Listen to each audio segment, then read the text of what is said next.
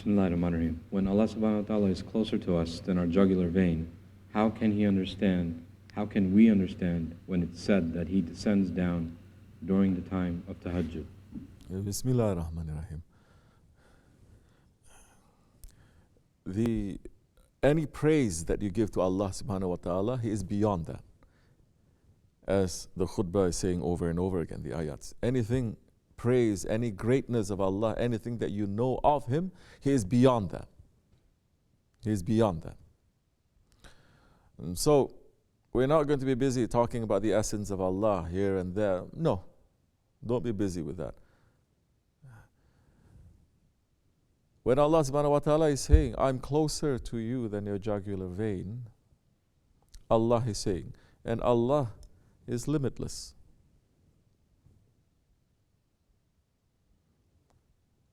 So which?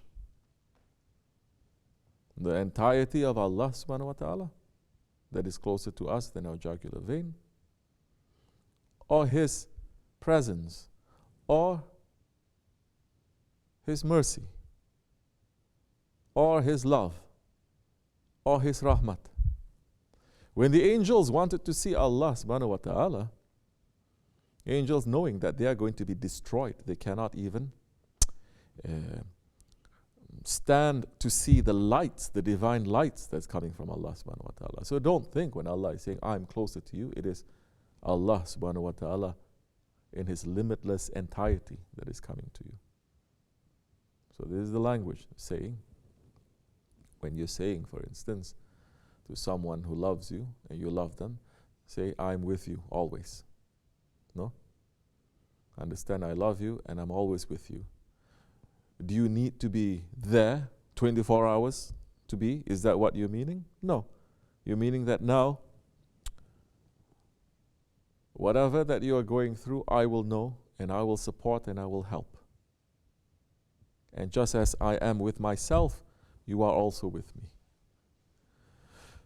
And so, the time of Tahajjud that is coming down, because Allah subhanahu wa ta'ala, now if we're just talking about, let's say a size, if we may say, that He is a size beyond size, a time beyond time, and a place that is beyond place. We cannot even imagine. And whatever that you imagine, Allah is beyond that. To understand now how let me give you one small example. This world, there is this mountain of Kaf. This world, this one of thousands of worlds, this world. Then there are 7 layers of the sky, 7 layers of paradise. Let's not talk about 7 layers of paradise. Let's not talk about the arsh. Let's not talk about what happens beyond that. Let's just talk about the mountain of Kaf. Prophet ﷺ is saying, it says, imagine now a limitless desert, limitless as far as your eyes can see, this desert. It says, and you throw a ring into the desert. It says, this ring is your world, and the mountain of Kaf is that limitless desert. And that mountain of Kaf compared to the skies compared to the paradises compared to Sidratul Muntaha. You cannot, this imagination will blow up.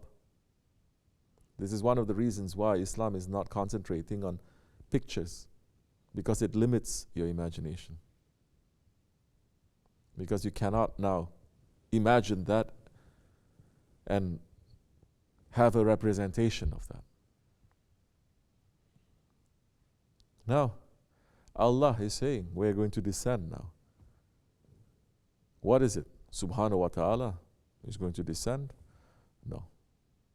His meaning now, His rahmat, His mercy, His love, His whatever that you are asking in the time of Tahajjud, Allah will give. So this is important for people to understand. Whatever you imagine Allah to be, La ilaha illallah. You still have to come to the point of La. Even if you are understanding Allah properly, it is still not Him.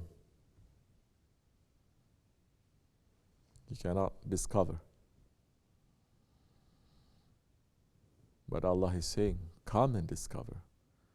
Every time you move, you're going to discover more. You think you reach somewhere, it is endless. You reach somewhere, it is endless. So that return to Allah subhanahu wa ta'ala, it is an endless journey that doesn't stop after we pass. That is just the beginning of the return back to Allah subhanahu wa ta'ala. Wa min Allahu tawfiq, Fatiha.